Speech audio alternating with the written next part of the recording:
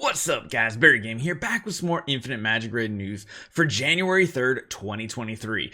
So we have the patch notes for the upcoming week, but the really big takeaway here is one hero I've been dying to build. Ulcaster, don't know which way to say. The mythic hero is getting an update with some more crowd control and some more abilities being tweaked. So that's the big takeaway. There are some upgrades and stuff like that to the stamina storage system, the non-stop combat and arena, things like that. And of course, we have new heroes coming up. So hopefully you guys enjoy this one. Make sure you guys take 1 second, hit that subscribe button. Let's jump right into it.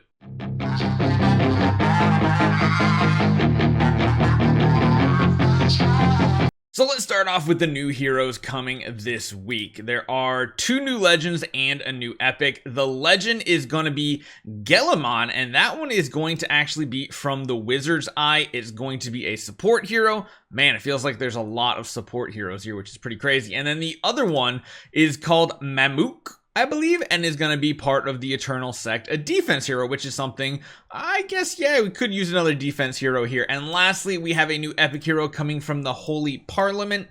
This one is going to be a defense hero, so not too bad. And then as far as the Miracle Wish goes, the uprate is, of course, going to be for the new heroes, Hertha, Taff, and Valentin. And then, of course, Joseph, Liz, and Obero for those epics. And, of course, we're going to have the ice skating event as well. Don't know if it actually shows them in here as well.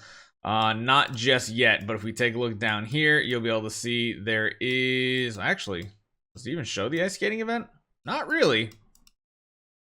Oh, it starts on next Monday. That's what it is. Okay, sounds good. Now, let's talk about the updates because, I mean, not many people honestly care about those miracle uprates because not many people do miracle wishes to build a new hero. So that is what it is. But we are optimizing the rules for both the classic and advanced arena non-stop combat. Me personally, I don't like how this system has been implemented just yet, but they are changing it. They're optimizing the battle rules of both of these. Non-stop combat is now available at all tiers. Currently, I think you have to be in crystal, or no, you have to be diamond. That's what it is. You have to be in diamond in order to use it.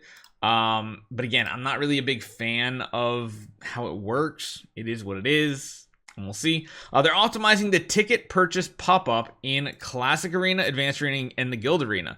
The button Max is now replaced with +10. Yeah, that's kind of a nice little feature right there, so I'm not against that. I will take that one here.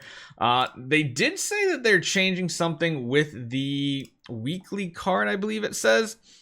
Claiming rewards from the weekly card for 90 days after reaching weekly card level 6 will grant you a Legend Phantom Dragon Eye. So I guess once you even get to level 6, if you keep doing it, basically it's saying that you'll get another one in 90 days. But my goodness, 3 months for this accumulate. I feel like I'm invested far enough now, so we're going to go for it. After that, I don't know if we're going to keep doing this, but hey, that's me personally.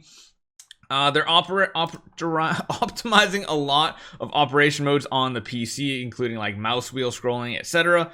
And they're optimizing the display of the stamina storage. So what they're going to be doing now is in here, they're going to have 2 different sections, one over here. So essentially this positive, negative, and everything, they're going to have it on the left side for storage. They're going to have a separate counter on the right side for withdrawal so you don't accidentally hit the wrong one. So, I mean, that's kind of cool. They're adding some stuff, I believe, in here for adding Guild Boss Challenge and Guild Arena flag owned to the Guild info screen, probably next to your team. So that'll be pretty cool. They're adding an icon for the Guild info card on the recruitment channel, and they're updating the UI of quests once again because they just did an update on all the packs and everything, which definitely makes it look more attractive, I think, overall. But yeah, those are going to be the main ones. Now let's move on to the big part. This is the part everybody wants to know about, and that is Ulcaster. I'm going to call him Ulcaster. It just sounds more evil, and I just like the name of it, honestly. So yeah, he's going to be the next one we go for. I'm on my way there. We're not too far off, so let's take a look at him in the Forgotten Gallery here. So there are some changes. The basic attack I don't think is changing at all, but the first active ability, Prestige, is getting a change. So what you see here is what is the current one.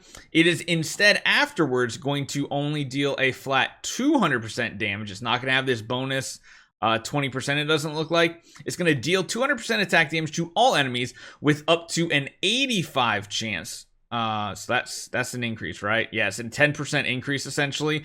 An 85 chance to inflict Horrify, as it is, as well as a 85% chance to inflict Freeze. Now that has some really cool synergy with some other heroes as well. So not only is he horrifying, he also has a chance to freeze, which I really like. Now his passive skill is turning into a very long discussion. So you guys can see what this one essentially does here. It gives him, you know, extra damage, effect hit, all that. The new one is going to read, after Ulcaster gains 1 layer of the Soul of Glory, which again, effect hit, all damage dealt, all those things are cool. Or he gains 1 layer of Soul of Glory whenever an enemy dies, each of which increases self-damage dealt by 40%. So far, that's pretty much the same here. And the effect hit up to 40%, up to 4 layers. So again, that is 100% the change. Now, the big change comes in is that there's a lot of new verbiage coming in, and I don't think he has any other abilities, right? No, so this is all 100% new added on. Grants the Night King's Will and 1 layer of Soul Glory on the ally with the highest attack when Ulcaster or the ally with the Night King Will dies, and grants 1 more layer of Soul of Glory on the ally for every enemy they kill. So basically, like, takes the place of Ulcaster, it sounds like. Only up to 1 ally in the battlefield can have it at one time. Ulcaster will reclaim the Soul of Glory and the Night King's Will from the ally when he is revived, because yes, he is going to be able to revive now. So he basically just takes everything, dumps it on an ally. When he does revive, he reclaims all of those abilities.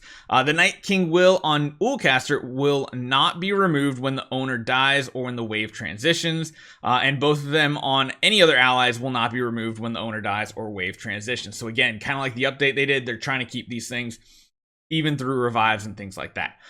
Next up, we have the big active skill, Rain. This is the current version. The new version reads very similar, except the attack damage, they say, only caps at the 200, so it looks like we're losing the extra attack from it. Afterwards, it's going to say increases self-attack by 40% for 2 turns. Afterward, deals 200% attack damage to all enemies with an 85% chance to reduce their defense by 60%. So that is a much higher chance to lower their defense for 2 turns. And an 85% chance to reduce their tenacity by 60%. So that is the add-on. It's also going to have tenacity down as well, so that is pretty cool. Now, Exclusive 1. Exclusive 1 previously grants self-damage immunity and immunity to turn meter reduction effects for 1 turn if self-HP is below 50% after taking direct damage. This skill can only be triggered once up to every 2 turns. That part is remaining the same. However, it says when the ally with the Night King kills an enemy after Ulcaster dies, Ulcaster will be revived with 30% max HP, which is really cool. So that's the way he's going to revive, is essentially with his Exclusive 1. Pretty interesting. Especially if you get him to like Exclusive 2, giving all allies that 40% boost. I'm intrigued to test him out, and I definitely want to. So let me know what you guys think. This is the big news right here, making him more viable, and I'm hoping we build him next. Hopefully you guys enjoy this one. I'll see you guys next time.